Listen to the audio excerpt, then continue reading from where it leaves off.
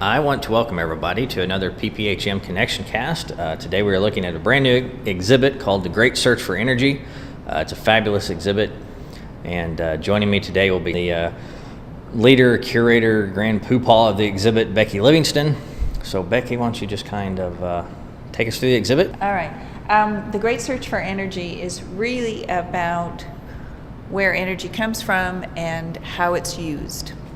So we start with the premise that all energy ultimately derives from the sun, whether it's directly as solar energy or wind energy, or indirectly as fossil fuels, which originally started out as plants and microorganisms that had absorbed solar energy and then, through all of the ages got compacted into the fossil fuels. So we have a brief timeline that just hits highlights of how humans have developed energy sources and used them over time. We have a cool little wind charger that illustrates early use of alternative energy sources. Coupled with that, we have a rotary drill bit to illustrate the importance of fossil fuels, not only here in the Panhandle-Plains region, but also worldwide, as an energy use, as an energy source, and also as an economic source. As we go on into the exhibit, we have illustrated 2008 use of energy in the United States. So it's broken down in several ways by end-use sector, which is residential, commercial, industrial, transportation, and electric power. Within each of those, it's broken down by fuel and by census division. So you can look at a chart and see what region of the United States, what their fuel mix was. And then you can also see what the energy sources were used for. Also, we've got old and new photographs that are really, really cool. There's one of an actual dugout on a Panhandle ranch. There's one of late 40s, early 1950s pickup parked on the street with an ox yoke instead of a parking meter in front of it. And then we've got new photographs that were taken specifically for this exhibit in 2008, showing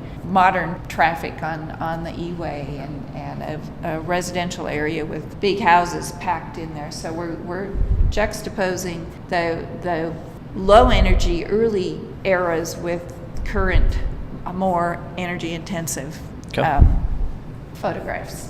We've also got artifacts in here that help tell the story of energy use and its evolution. So for example, we've got an old phonograph player that uses the wax cylinder and electric, and that was hand cranked. And then we've got the electric record player, and then the iPod with its rechargeable battery.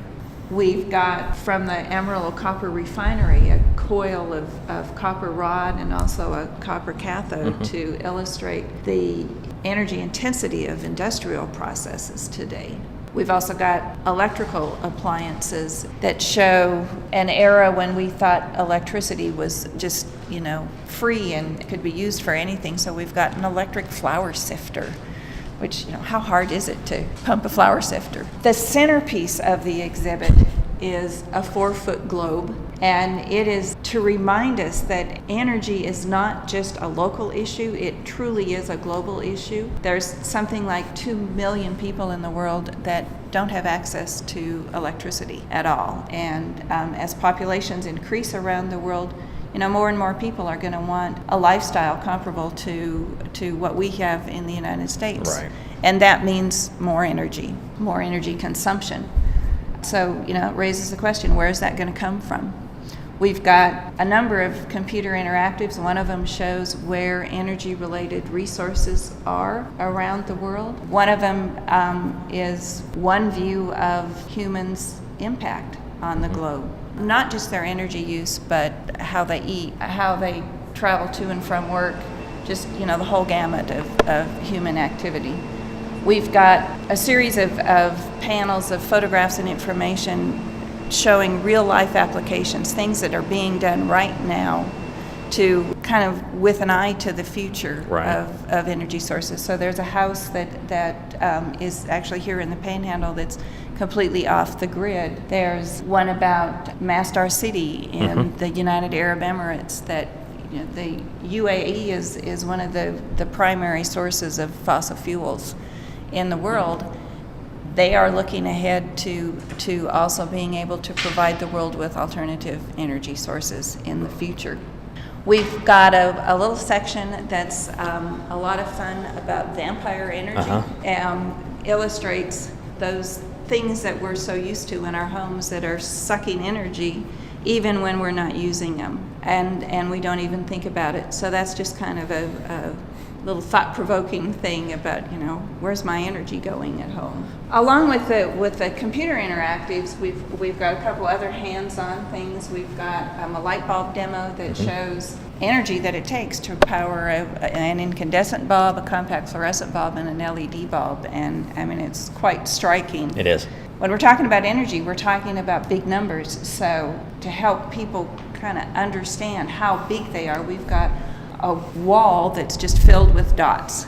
So there's 1 million dots on that wall, and we take you through the math. We start with 100 and take you through the math to 1,000 to 1,000,000, and all the way up to a quadrillion, which is the number that we're talking about. In 2008, the United States used more than 100 quadrillion BTUs of energy. We've got a tube full of petroleum products. We don't think about how much into our life petroleum products come, and that helps. Well, and just the differences of what's in there, and I mean everything from a vinyl record to a VCR tape to crayons. I mean, you just don't think about what petroleum goes into. Right.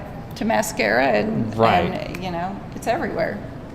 This exhibit is designed to encourage us to think about where the energy comes from and how we use it, and how we're going to go ahead into the future in terms of energy sources and energy use. So I encourage people to think about that and come see the exhibit if you can. It's worth the trip to Canyon to come see the exhibit. It is. It's a phenomenal exhibit. It had somebody else walk through here just a little bit ago and say it's killer, and that's a good, clean way to put it. It's well worth your time to come see. Any final comments you'd like to share with us? Think about how you use energy. Well, I want to encourage everybody to come see this. You won't walk away disappointed. It's a very thought-provoking exhibit, and it's just a cool exhibit. I mean, all I can say is wow. If you have any questions, you can call us at 806-651-2244, and or you can visit our website at www.panhandleplains.org. And I encourage you all to come make your own connection.